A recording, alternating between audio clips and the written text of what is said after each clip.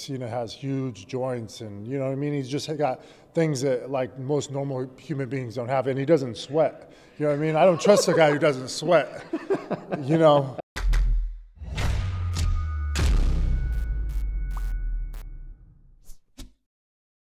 Yeah, always good to hang out with a fellow Chris.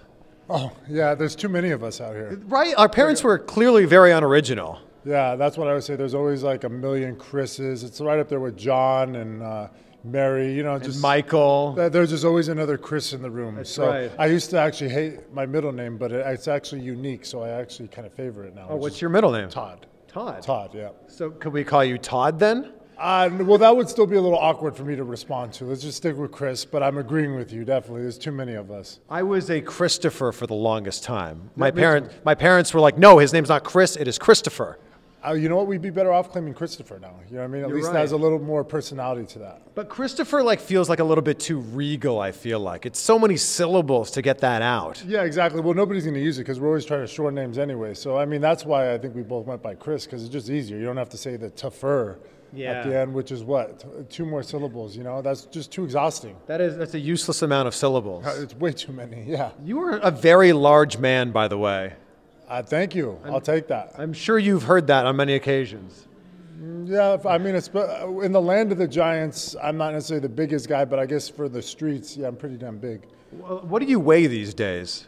Probably 255 at best, something like that. At best, like that's, well, I mean, most people are used to me when I first debuted in WWE, and around then I was like 280 pounds. So, yeah. You know, I mean, people think I weighed more than that, actually, just because I was like the Hulk at that point, you know. Yeah. But, you know, still around 255, so that's still pretty heavy, I guess. You were a freaking monster when you came into WWE, and you were what, 24 at the time? Well, no, I signed at 18 and then debuted at 20, I think, or 21, rather. And like that kind of mass when you're a teenager is unbelievable. Yeah, it was like unheard of at that time. Like, I don't know if anybody was that big at that age ever. Not to blow smoke up my own ass. But hey, it's true. It's true, though. How are you able to keep that size when you're on the road with that WWE schedule? I was just eating all the time, trying to eat constantly. That's the challenge. And then to actually train a proper amount of time, because usually, I mean, it was go, go, go. So, I mean, we were lucky. I learned how to work out very efficiently in like about 45 minutes through being with them. So, I mean, wow. You just learned how to get in there, do it, and go. Are your workouts now 45-minute workouts? They're longer now, actually, but I mean, I don't get the results I got when I was that young, but I mean, I've been doing like more kind of Olympic-style weightlifting, which is kind of, it's a little different. It's more about like functional strength than it is about necessarily being 300 pounds. So we're here at that wrestling event. It's a wrestling convention.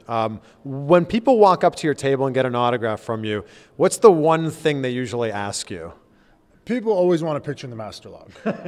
That's one thing. Yeah. That's constant, pretty much. So that is the thing that kind of stands out most. I mean, they'll ask me about specific points of my WWE stay, obviously, but people always want a picture in the Masterlock. Whose idea was it to do the Masterlock challenge? I believe it might have been Arn Anderson's, actually. The idea was to bring me in with a finish, right? Like as something to kind of like the idea of the Masterlock challenge, but we didn't have the idea of the full Nelson yet, which I think Arn was the one who pitched. I was either Arn or Hunter, because I remember at that time I kind of felt like it was a very basic move, and that's going to be hard to get over, especially with hardcore wrestling fans, as we know. Sure. But I mean, what's old is new, and that kind of stuff, when you build it right, it kind of works. Because I mean, a full Nelson is effective, and if you just build it the right way, and you train the audience that this is a force to be reckoned with, they will eventually buy in. You know, in amateur wrestling, you can't even do a full Nelson. Yeah, well, see, there it is. Case in point, right? Yeah. I used to use it before I even wrestled, though, is the funny part. When I was bouncing, I would use it.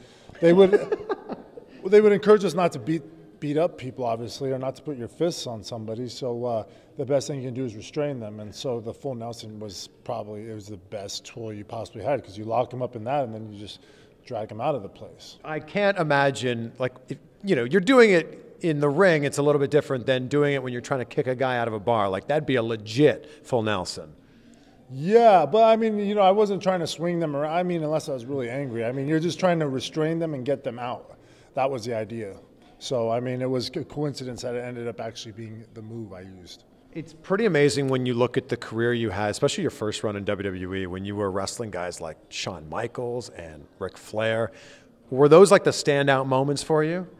Well, definitely those cases in point that you're talking about right there, just because those were guys I grew up watching and I got to wrestle them before they retired, which is, stuff that, I mean, just imagine being able to work with your childhood hero. I mean, that's essentially what it was. So, I mean, there's definitely that would be the ultimate feeling for anybody coming up, whether it be boxing, if you grew up on Mike Tyson and you got to fight Mike Tyson, I mean, that's pretty awesome. Or basketball, imagine getting to play against Michael Jordan or Magic Johnson or any of that. So, I mean, that stuff is obviously just super cool. And it's definitely, it's memories I cherish to this day. Was there like something that you remember Shawn Michaels said to you before your match? Like, is there a piece of advice that you've kept with you? He said so much stuff to me. I don't even know how to narrow that down. But, I mean, it was just – the whole thing was real cool just because Shawn was real good to me. And one thing that always stands out was us saying a prayer together before the match. We just walked into the showers and said a prayer together, and I thought that was kind of a real special moment. It really put me at ease and made me feel comfortable with the task we had at hand. And I read in another interview that John Cena said you were hands down the strongest person that he's ever worked with. I don't believe him when he Really? says that. I don't believe him when he says that. That's a nice thing for him to say. Like, people have brought that up to me before, but I mean, Cena honestly is a lot stronger than me. I mean, that guy's a beast. So, and I can think of a few others too. So, I had an interesting discussion with the Big Show recently where I said, look, Big Show, you've been put up in the jackhammer, the AA by Cena. Who's the strongest person you've worked with? And he said, Big Show said Cena. So who do you think's the strongest person you've worked with? it might be Bobby Lashley. Honestly. Okay. Bobby Lashley, Jack Swagger's pretty strong too, and those are the only two that are standing out really to me. And Cena would be on the list too. So because Cena's one of the strongest guys I've met. So those guys are they're mutants. They're freaks in terms of some of the things they were built with in their genetics. Like Cena has huge joints, and you know what I mean. He's just got things that like most normal human beings don't have, and he doesn't sweat. You know what I mean? I don't trust a guy who doesn't sweat. Bobby Lashley sweats, but Bobby Lashley is like, when you just feel his physical force in the ring, like his body feels like literally like a stone, or a fucking hard rock. It's amazing. Bobby Lashley was actually one of my first ever interviews. I did it in 2007. And I put my arm around him for a photo, and I was like, it was like, you're right, like touching a boulder. Like he's just a beast of a man. Exactly. What is it for you? Like what's the thing that you have? What's your God-given ability if you say that these other guys have great abilities? Well, I mean, I have a little bit, I would like to think a little bit of all of it. But I mean, I'm not trying to compete with these guys on the strength level. I'm just trying to do what's good for me, or, what I would set for as a personal goal or whatever. You know what I mean? You got to do the best with what God gives you, right? Well, there's a lot of guys in wrestling that just have the pretty muscles. Yeah. Like, can you also throw up a bunch of weight? Well, actually, that's what I'm working on now, is not much more the look of just being pretty, but also having brute physical strength. You know what I mean? Doing like cleans and snatches and lifts like that are stuff that just builds your overall power. So, and your explosive strength, which is different. It's a different muscle fiber. Sure. What's a max bench press from Chris Masters? Oh, back in the day, it would have been well over 400 pounds. Sure. Yeah. You know what I mean? Yeah. Yeah, but I mean, I don't even bench press nowadays. So, I mean, okay. But like back in my heydays, I would be lifting like that. And so nowadays it's more about deadlifts, squats, and stuff like that, just trying to get stronger on that stuff. So what's a max squat for you in your heyday? Oh, I don't even know. I couldn't even say, honestly. It would probably be like the 300, 400 pound. Oh, way more than that. It's got to be. No, they're not. My knees are not strong. My legs have always looked good, but they're definitely not my strongest physical muscle. They're good-looking legs, though. I look great in a skirt. How many bookings are you taking these days? I stay pretty busy. I mean, it comes in waves. Like June, July, August, and September just filled up like out of nowhere. But I mean, independent wrestling only really keeps you busy on weekends usually. Sure. So, but I mean, it's also a cool gig because I still get to see the world and I have more time to do it. So like I went to Malaysia and Morocco over this past month, and nice. I was able to work a wrestling show there, but then also see the city and do a little bit of the touristy stuff, which you're not able to do always. Like when you're with WWE, you're in and out so quick. So, it's just kind of a different type of life and a different relationship to pro wrestling than it was before. So if you're taking indie bookings on the weekend, what do you do the rest of the week? Oh man, I play way too many video games with Carlito. Let's start there, and then train, of course. And it's honestly, it's not too bad of a gig because usually you're making what most people make during a week in a weekend. Sure. So I mean, it kind of enables you to have a lot more freedom during the week, so you don't have to run around and fight the rat race. And you're living in my hometown now. You're living in Toronto. Yes. That's a great, beautiful place in the summer, but those winters, that's hell on earth, man. That's hell on earth, those winters. It's pretty cold. That's why I live in Florida now. I know you're a smart man. I would wake up every day in December and January and be like, how do these people live here? Like literally, I would be angry at the people who live there. Like, how could you endure this? We're a tough people. I've never heard that about Canadians, but I know. Tell that to Bret Hart. True. Yeah. Touche. Okay. Touche. But you know what? Being in Canada now, like during the summer, you really grow to appreciate it. I can never get with the winter, and maybe it is a tough people, but the summer at least has been a nice change for me because I've seen how much. I mean, I've only been in.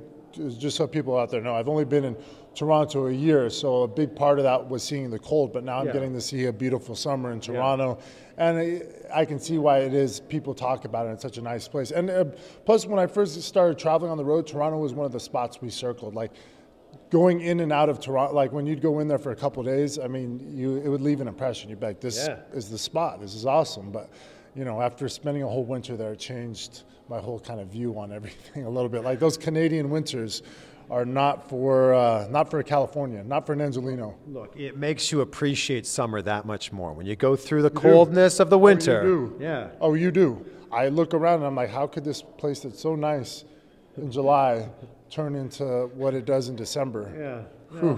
How often do you eat at Swiss Chalet? I miss that more than anything. What is it? Oh, you don't know what Swiss Chalet is? Swiss Chalet. Is that it's a rotisserie chicken restaurant. It's a chain in Ontario.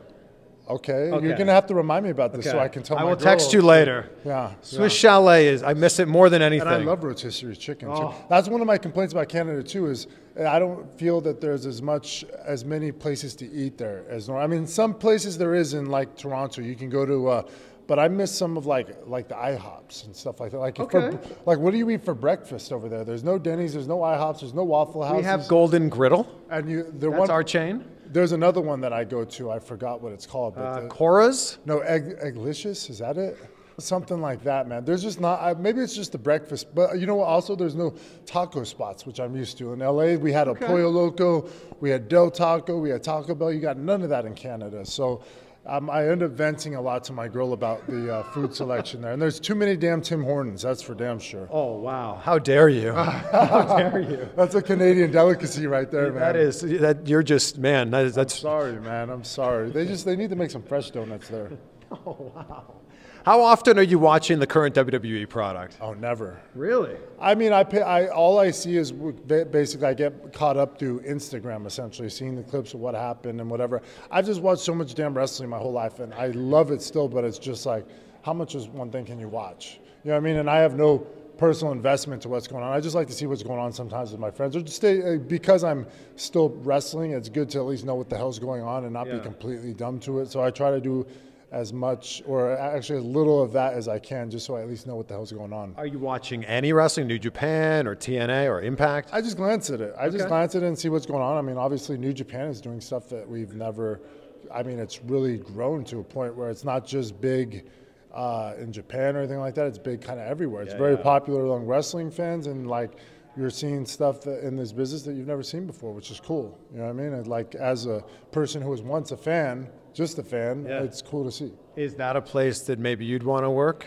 Oh, I don't know. Whatever, you can't shy away or say no to any opportunities that come your way, really. I mean, I'm still a pro wrestler. It's still what I do, but I'm constantly just trying to think about what's next, too, at the same time. You know so what I mean? what's next, then? Oh, I have no idea. I'm trying to figure that out You've got to constantly be thinking about something involved in entertainment or even politics would be nice for me, because that's stuff I take interest in, or even broadcasting of some kind. Something like that I would fancy that. What's your political stance, then? Oh, you do really want to get into that kind of stuff? I don't know. Which way do you lean more? Well, I mean, I can't be pro-Trump, you know, just because, I mean, he's burying Canada all the time. He's got all this beef with Justin Trudeau, right? Yeah, it's true. So, no, I mean, I don't know.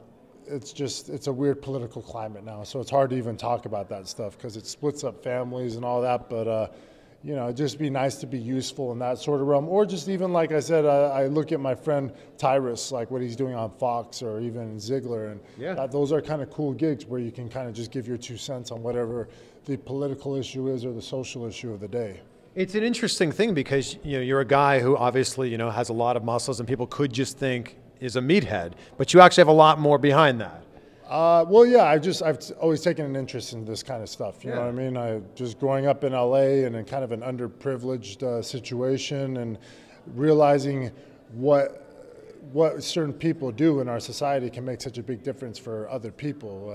You know, and sometimes we stop realizing that when it comes to politics, but you know, who you elect can make a difference in certain people's life or certain sectors' lives. And you know, that's the type of stuff that matters at the end of the day. And also how we progress as a society is a big deal, right? So that's just type of stuff that I'm very opinionated on. And usually you want to kind of put your interest in the things that captivate your interests, right? Sure. So, you know, those are the natural things that just kind of come to me when it comes to, you know, what my next venture would be. This is going to be interesting because we could look back at this interview in 6 months, a year, 2 years from now and go, oh yeah, there it is. He talked about it back then.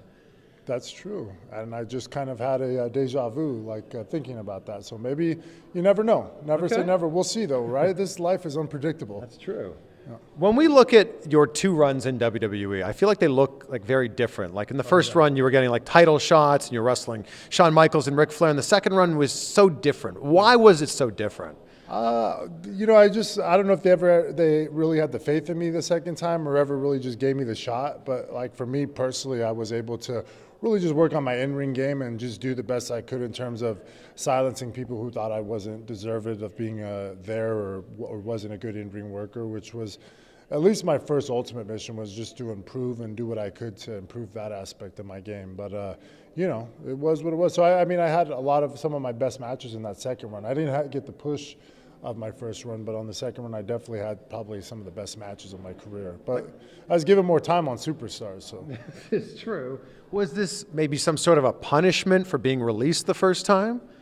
It could be. You know, who knows? It's hard to say. I'm not into the inner workings of how they were thinking. Or they don't just communicate to you, you need to do A, B, C, D, or anything like that. You know, a lot of times you're in the dark about what the general consensus is of you. So I can't even really say for sure.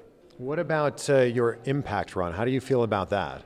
I mean, I like that group, and I had a lot of fun there with those guys. It just came down to, in the end, it just wasn't really enough money once they started cutting the budget for me to really show up to work. That's all it was. I mean, and I didn't necessarily, I like Eli Drake, but I didn't necessarily favor the way they had me booked as his cheerleader unless it turned out into something where we could do a program and work with each other, and it eventually led to him being a babyface, me a heel, or anything of that nature. So in that aspect, or if we would have done that, it would have worked out great, but I would have also wanted to be paid adequately. So, you know, it just came down to those factors, and, you know, obviously it didn't work out, and I just ended up quitting.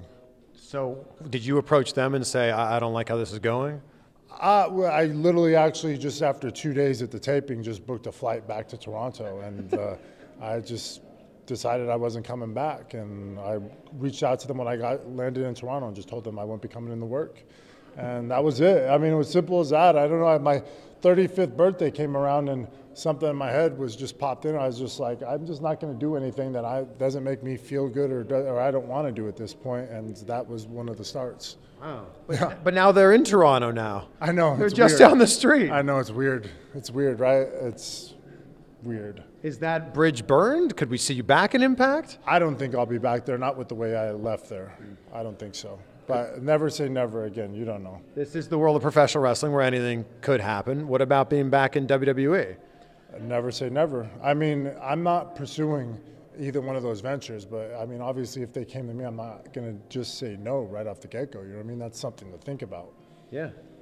It'd be great to see you back, even if it was just for like a Royal Rumble appearance or something like that. Yeah, that'd be fun. Why not? As we wrap this up, do you think you could give me the honor of putting me in the Masterlock? Why not? Okay. I gotta put the mic down though for this. I think you have to. You don't want to drop that. That's a good piece of equipment right Okay. there. All right. So we got step 1. Oh. Step 2. And then you gotta just lock it. Ah. In the quarter, you lock Yeah. it like this, ladies. You don't lock it like this. No. Fit film the company. You gotta lock it like this, and then you just until they turn purple, essentially. That could hurt. And now you say your closing line. Oh, well the mic's down there, so that's all good. All right. Thanks, brother. I'll hold this up here. There we go. All right. Thank you so much. Appreciate you. So you know how independent wrestlers are always like driving crazy amounts of distance and crazy amounts of time just to work pro wrestling shows? I'm like doing the YouTube wrestling interviewer version of that. Like, so we just left the Blueprint Pro Wrestling shirt there. Look at that. I'm the ring announcer there. Wow. So we just left that wrestling event. It was a wrestling convention in Orlando. Stopping off right now here and heading back another 3 hours to Fort Lauderdale. So round trip today was like 7 hours, but we got some really good stuff like this interview here with Chris Masters. As a Canadian, and I'm wearing the collar and elbow Canadian shirt here. They also have an American version of this shirt, by the way. I can't believe he doesn't know what Swiss Chalet is. And my fellow Canadians who are watching this are going to be just as appalled as I am. But a great chat with Chris Masters, who is much taller than I expected. I knew he was tall. I knew he was big, 255, like you said. But just, it's a big dude. So good to see him. Thanks for checking out our chat. Please subscribe right here. And if you like this collar and elbow shirt or other collar and elbow offerings, you can check out the link below to buy one of those. So thanks for watching. We've got some more interviews coming up for you soon, including Ronda Rousey.